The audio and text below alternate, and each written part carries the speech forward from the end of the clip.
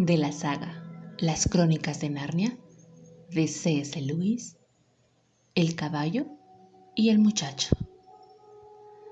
Capítulo 11. El inoportuno compañero de viaje. Una vez atravesado el portal, Shasta encontró una ladera de hierba y un pequeño brezal que ascendía ante él en dirección a unos árboles.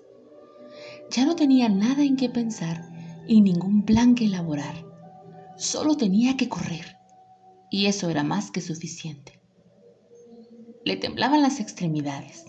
Empezaba a sentir unas terribles punzadas en el costado, y el sudor, que no dejaba de caerle en los ojos, se lo cegaba e irritaba.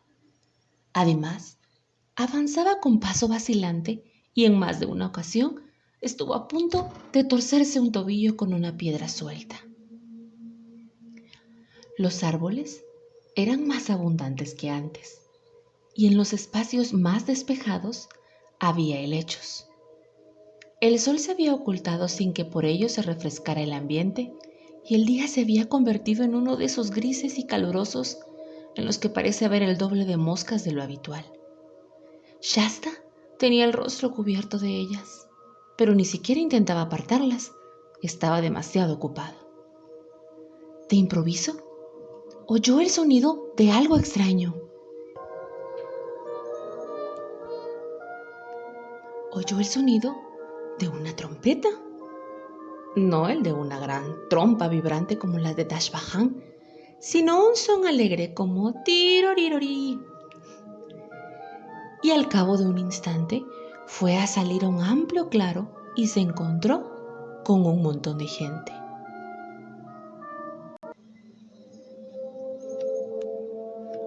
Al menos a él le pareció un montón de gente. En realidad eran unas 15 o 20 personas, caballeros todos con trajes de caza de caballos. Algunos iban montados y otros estaban de pie junto a las cabezas de sus monturas. En el centro, alguien sostenía el estribo para que montara un hombre, que era el rey más jovial, gordo, mofletudo y de ojos centelleantes que nadie puede imaginar. En cuanto apareció Shasta, aquel rey se olvidó completamente de subirse al caballo. Extendió los brazos en dirección al niño. Su rostro se iluminó y gritó con una voz potente y grave que parecía surgir de lo más profundo de su pecho. ¡Corin! ¡Hijo! ¿A pie y vestido con harapos? ¿Qué? No, jadeó Shasta sacudiendo la cabeza. No soy el príncipe Corin. Sé que soy como él. Vi a su alteza en Tashbahán. Envía sus saludos. El monarca contemplaba fijamente al niño con una extraordinaria expresión en el rostro. ¿Es usted el rey Lurte?, inquirió Shasta con voz entrecortada e inmediatamente, sin esperar respuesta: Señor rey, huid. Ámbar, cerrad las puertas. Vienen enemigos. Rabadash y 200 jinetes. ¿Estás seguro de eso, chico?, preguntó uno de los otros gentiles hombres. Con mis propios ojos, declaró Shasta. Los he visto. Hemos corrido por delante de ellos desde Tashbahán. ¿A pie?, dijo el gentilhombre arqueando ligeramente las cejas. A caballo. Están con el ermitaño, respondió el muchacho. No lo interrogues más, Darrin, intervino el rey Lun. Veo verdad en su rostro. Hay que salir a toda velocidad, caballeros. Traed un caballo para el chico. ¿Sabes cabalgar deprisa, amigo? Por toda respuesta, Shasta puso el pie en el estribo del caballo que habían conducido hacia él, y al cabo de un instante ya estaba sobre la silla. Lo había hecho un centenar de veces con Bree durante las últimas semanas, y su forma de montar era muy distinta entonces de lo que había sido aquella primera noche cuando Bree dijo que montaba sobre un caballo igual que si trepara por un almiar. Se sintió complacido al escuchar que Lord Darrin le decía al rey: El muchacho monta como un auténtico jinete, Majestad. Estoy seguro de que tiene sangre noble. Su sangre sí. Esa es la cuestión, dijo el rey y volvió a mirar fijamente a Shasta con aquella curiosa expresión, una expresión casi ávida en sus serenos ojos grises. Para entonces, todo el grupo se movía ya a un enérgico medio galope. Shasta montaba de un modo magnífico, pero estaba desconcertado con las riendas, pues jamás las había tocado cuando montaba a Bree y no sabía qué hacer con ellas. No obstante, observó con atención por el rabillo del ojo para ver qué hacían los otros. Igual que hacemos algunos en las bodas, cuando no estamos muy seguros de qué cuchillo o tenedor debemos usar. E intentó colocar los dedos correctamente. De todos modos, no se atrevió a intentar conducir realmente el animal. Confiaba en que el animal siguiera el resto. El caballo era, desde luego, una bestia corriente, no un caballo parlante, pero tenía suficiente inteligencia como para darse cuenta de que el niño desconocido que llevaba sobre el lomo no tenía látigo ni espuelas, y no era realmente dueño de la situación. Así fue como Shasta no tardó en encontrarse a la cola de la comitiva. Pero aún así iba bastante deprisa. Ya no había moscas y el aire que azotaba su rostro resultaba delicioso. Además, había recuperado el aliento y su misión había tenido éxito. Por vez primera desde la llegada a Tashbahán, y qué lejano parecía aquello, empezaba a disfrutar. Alzó la vista para comprobar si las cimas de las montañas se habían acercado más, pero, con gran desilusión por su parte, no pudo verlas. Únicamente una vaga masa gris que descendía hacia ellos. Nunca antes había estado en terreno montañoso y se sorprendió. «Es una nube», dijo para sí. «Una nube que baja. Ya veo. Aquí arriba en las colinas uno está realmente en el cielo. Veré cómo es el interior de una nube. ¡Qué divertido! Me lo he preguntado muy a menudo». A lo lejos, a su izquierda y un poco por detrás de él, el sol estaba a punto de ponerse. En aquellos momentos se encontraban ya en una especie de accidentada calzada y avanzaban a buen paso. No obstante, el caballo de Shasta seguía siendo el último del grupo, y en una o dos ocasiones, cuando el camino doblaba un recodo, el bosque se extendía ahora ininterrumpidamente a ambos lados de él. El niño perdió de vista a los demás durante un segundo o dos. Entonces, se sumergieron en la niebla, o más bien, la niebla los atrapó. El mundo se tornó gris. Shasta no había caído en la cuenta de lo frío y húmedo que sería el interior de una nube, ni tampoco de lo oscuro que estaría. El gris se transformó en negro con alarmante velocidad. Alguien en la cabeza de la columna hacía sonar la trompeta de vez en cuando. Y en cada situación, el sonido llegaba un poco más lejano. Ya no veía a ninguno de los otros, pero claro está, podría hacerlo en cuanto doblara el siguiente recodo. Sin embargo, cuando lo dobló siguió sin verlos. En realidad no pudo ver nada en absoluto. Ahora su caballo iba al paso.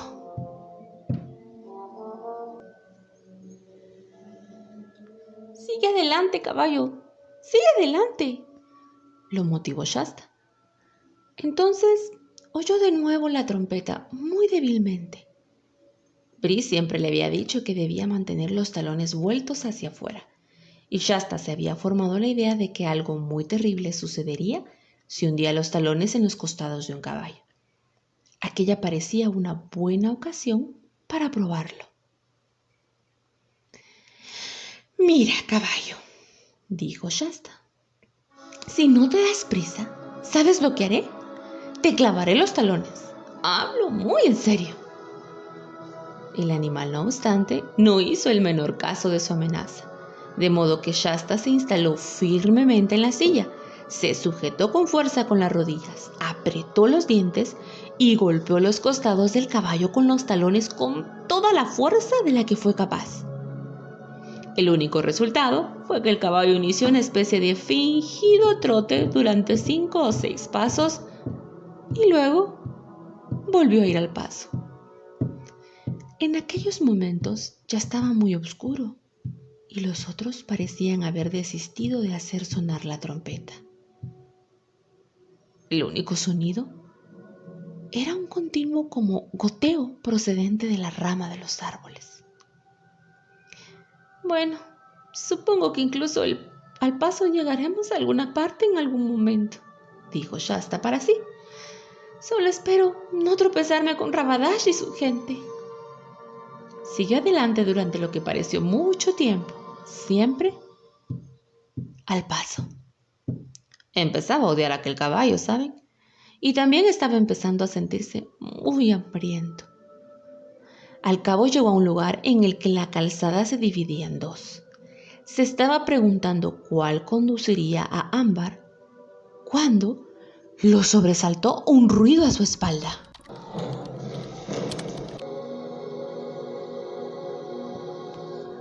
Era el sonido de caballos trotando. «Rabadash», pensó, y no tenía modo de adivinar qué camino tomaría el príncipe. «Pero si yo tomo uno», dijo para sí, «tal vez él tome el otro, y si me quedo en el cruce, es seguro que me atraparán». Desmontó y condujo a su montura tan deprisa como pudo por la senda que partía hacia la derecha.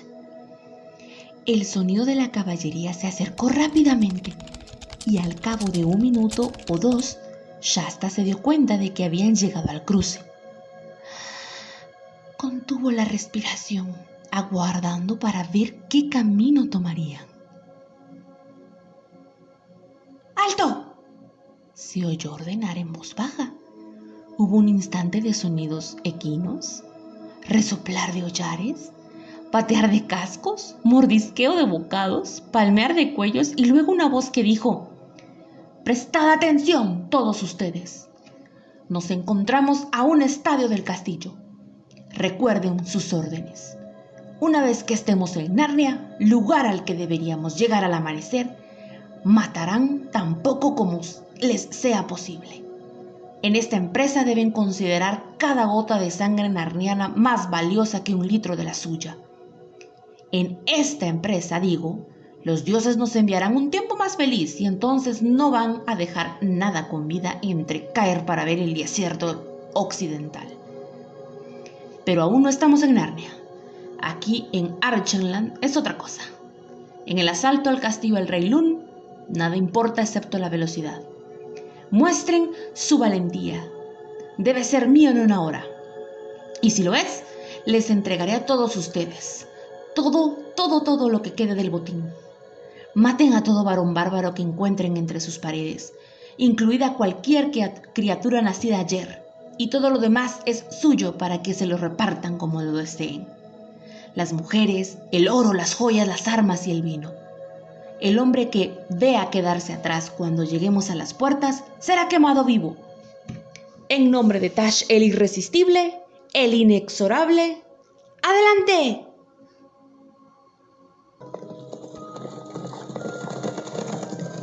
Con gran golpeteo de cascos, la columna empezó a moverse y Shasta volvió a respirar.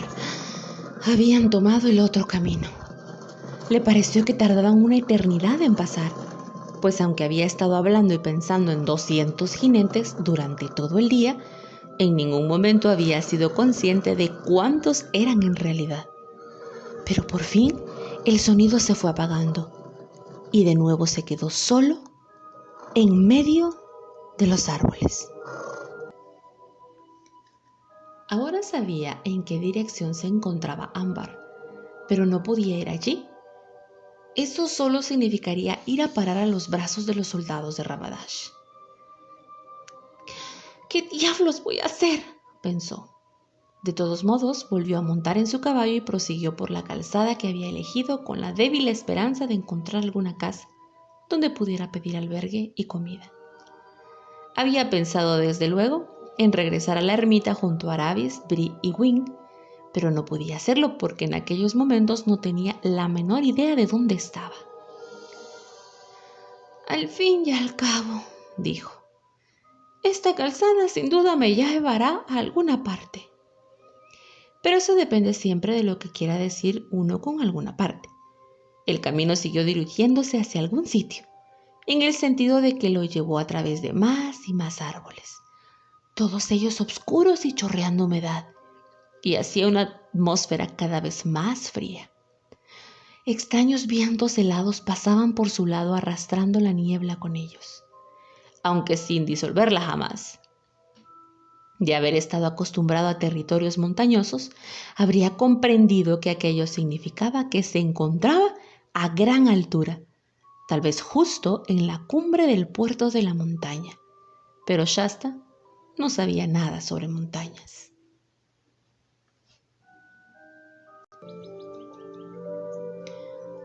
Creo, dijo, que debo de ser el chico más desgraciado del mundo. A todo el mundo le van bien las cosas excepto a mí.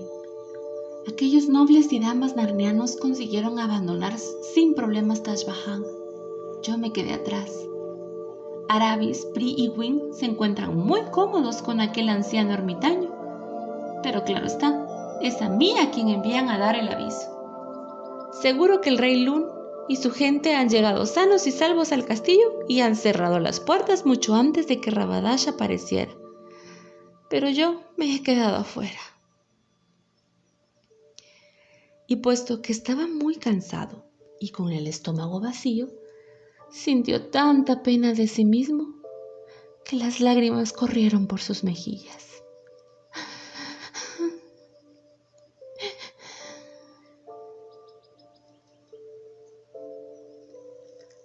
Lo que puso fin a todo aquello fue un repentino sobresalto, ¿saben? Shasta descubrió que alguien o algo andaba junto a él. Estaba negro como boca de lobo y no veía nada. Y la cosa, o era una persona, avanzaba tan silenciosamente que apenas lograba oír sus pisadas. Lo que sí oía era su respiración.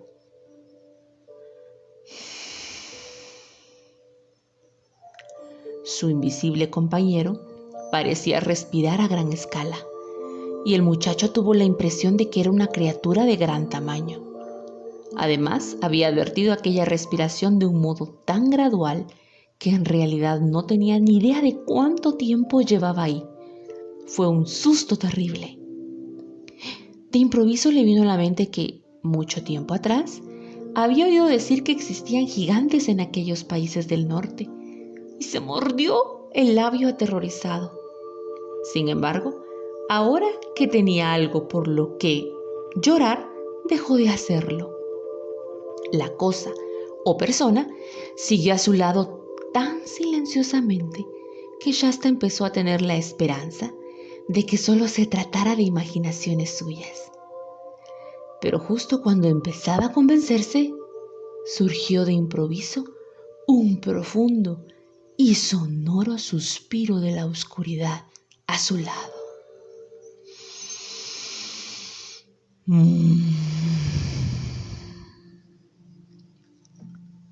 Aquello no podían ser imaginaciones. Había sentido el aliento cálido del suspiro sobre su mano helada. Si el caballo hubiera servido de algo, o de haber sabido él cómo conseguir sacar algo del animal, lo habría arriesgado todo en una huida y un galope desenfrenado. Pero sabía que no podría hacer galopar aquel animal. Así pues, siguió al paso y su invisible compañero anduvo y respiró a su lado. Finalmente, ya no pudo soportarlo más. ¿Quién eres?, dijo con una voz que apenas se oyó más que un susurro. ¿Quién eres? Alguien que ha esperado mucho rato a que hablaras, respondió la cosa. Su voz no era fuerte, pero sí sonora y profunda. ¿Eres un gigante?, inquirió Shasta. Podríamos decir que soy un gigante, respondió la gran voz. Pero no me parezco a las criaturas a las que llamas gigantes. No te veo, declaró él, tras mirar con suma fijeza, y a continuación, pues una idea aún más terrible acababa de pasar por su cabeza. Dijo casi gritando: No estarás muerto, ¿verdad? Por favor, márchate. ¿Qué daño te he hecho yo? Vaya, soy la persona con menos suerte en todo el mundo. De nuevo, sintió el cálido aliento del misterioso acompañante en las manos y en el rostro. Ya te habrás dado cuenta de que este no es el aliento de un fantasma, dijo. Cuéntame tus penas. Shasta se sintió un poco tranquilizado por el aliento, de modo que le contó que no había conocido a sus padres y que el pescador lo había criado de un modo muy severo. Y luego le contó la historia de su vida y el modo en que los persiguieron los leones y se vieron obligados a nadar para salvar la vida. Y todos los peligros corridos en Tashbahán y la noche que él había pasado entre las tumbas, y cómo las bestias le aullaban desde el desierto. Le habló también del calor y la sed padecidos durante el viaje por el desierto y que casi habían alcanzado su objetivo cuando otro león los persiguió e hirió a Aravis. También mencionó lo mucho que hacía que no probaba bocado. Yo no diría que eres desafortunado, dijo la gran voz. ¿No te parece mala suerte que me haya encontrado con tantos leones?, le dijo Shasta. Solo había un león, le declaró la voz. ¿Pero qué dices? ¿No has oído que había al menos 2 la primera noche y...? Solo había uno, pero era muy veloz. ¿Cómo lo sabes? Yo era el león. Y cuando Shasta se quedó boquiabierto e incapaz de decir nada, la voz siguió. Yo era el león que te obligó a unirte a Aravis. Yo era el gato que te consoló entre las casas de los muertos. Yo era el león que alejó a los chacales de ti mientras dormías. Yo era el león que dio a los caballos las renovadas fuerzas del miedo durante los 2 últimos kilómetros, para que pudieras llegar ante el rey Lune a tiempo. Y yo fui el león que no recuerdas y que empujó el bote en el que yacías, una criatura al borde de la muerte, de modo que llegaras a la orilla donde estaba sentado un hombre, desvelado a medianoche para recibirte. ¿Entonces fuiste tú quien hirió a Aravis? Fui yo. ¿Pero por qué? Niño, respondió la voz. Te estoy contando tu historia, no la suya. A cada uno le cuento su propia historia y ninguna otra. ¿Quién eres? Yo mismo, contestó la voz en un tono tan profundo y grave que la tierra tembló. Y repitió en tono fuerte, claro y alegre: yo mismo. Y luego una tercera vez: yo mismo.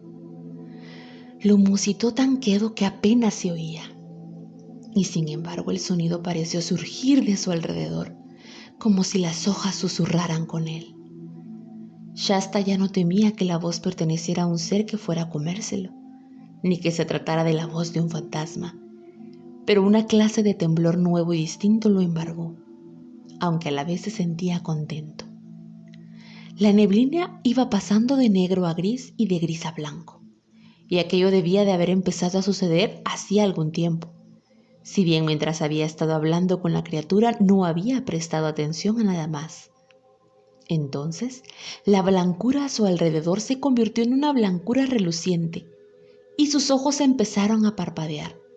De algún punto situado al frente le llegó el canto de los pájaros y supo que la noche había terminado por fin. Podía ver ya las crines y las orejas del caballo con cierta facilidad. Una luz dorada cayó sobre ellos desde la izquierda e imaginó que era el sol. Volvió la cabeza y vio andando junto a él, más alto que el caballo, un león. El caballo no parecía tenerle miedo, o tal vez no podía verlo. Era del león de donde procedía la luz y nadie vio jamás nada más terrible ni hermoso. Por suerte, Shasta había vivido toda su vida demasiado al sur de Calormen para haber oído las historias que se susurraban en Tashbahán sobre un espantoso demonio narniano que se presentaba bajo la forma de un león. Y desde luego, no conocía ninguna de las historias verídicas sobre Aslan, el gran león, el hijo del emperador de Allende los mares, el monarca que gobernaba sobre todos los grandes reyes de Narnia. No obstante, tras echar una ojeada al rostro del león, saltó de la silla y cayó a sus pies. No pudo decir nada, pero lo cierto era que tampoco deseaba decir nada, y supo que no necesitaba decir nada. El gran rey inclinó la cabeza hacia él. Su melena y un extraño y solemne perfume que flotaba alrededor de la melena lo envolvió. El león le tocó la frente con la lengua. El niño alzó el rostro y sus ojos se encontraron. Entonces, al instante, el pálido resplandor de la neblina y el llameante brillo del león se juntaron en una arremolinada aureola que se elevó por los aires y desapareció. Shasta estaba solo con el caballo sobre una ladera cubierta de hierba y bajo un cielo azul. Y los pájaros cantaban. Los pájaros cantaban.